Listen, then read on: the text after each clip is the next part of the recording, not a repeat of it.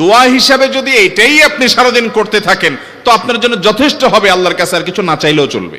আমার জীবনে বহুবার এমন হয়েছে, বহুবার এমন এমন বিপদ যে দেয়ালে পিঠ ঠেকে গেছে, এখান থেকে উদ্ধারের কোনো পথ আর চোখের সামনে দেখা যাচ্ছে না।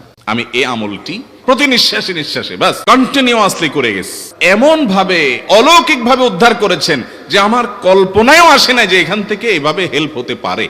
সূরা মুলক আল্লাহ রাব্বুল আলামিন আমাদের জীবনের উদ্দেশ্য বলতে গিয়ে, বাতলাতে গিয়ে বলেছেন, আল্লাযী খালাকাল মাউতা ওয়াল হায়াতা লিয়াবলুয়াকুম আইয়ুকুম আহসানু আমালা। আল্লাহ বলেন নাই আইয়ুকুম আকসারু আমালা, তোমাদের মধ্যে কে বেশি আমল করে এটা আমি দেখতে চাই, এই জন্য তোমাদেরকে দুনিয়াতে পাঠাইছি।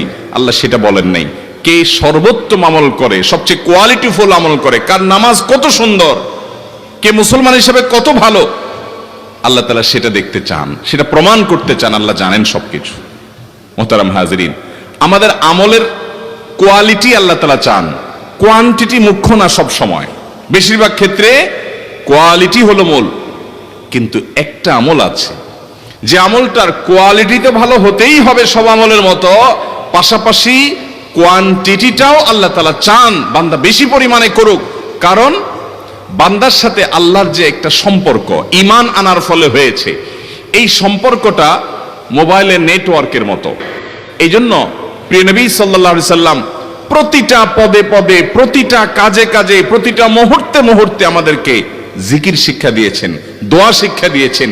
ইমানদারের জীবনে এমন একটি পদক্ষেপও নাই, এমন একটি কাজও নাই যেই কাজে কোনো না কোনো দোয়া নবী করিম সাল্লাল্লাহু আলাইহি সাল্লাম শিক্ষা দেন নাই, এমন কোনো কাজ নাই। মুহতারাম হাজিরিন, আপনি যখন আল্লাহর স্মরণ করে অর্থ বুঝে নবীজির বাতানো দোয়া জিকিরগুলো পাঠ করবেন, আপনার অন্তরে এক ধরনের তৃপ্তি অনুভব করবেন। আপনি অনুভব করবেন যে আপনি পাওয়ার হাউসের সাথে কানেক্টেড আছেন, সংযোগ আপনার আছে, নেটওয়ার্ক আপনার আছে আল্লাহ তাআলার সাথে। এটা আপনি অনুভব করবেন এবং অসম্ভব অভূতপূর্ব এক ভালো লাগা আপনার কাজ করবে। এই জন্য জিকির ছাড়া যেন ইমানদারের কোনো অবস্থা না কাটে।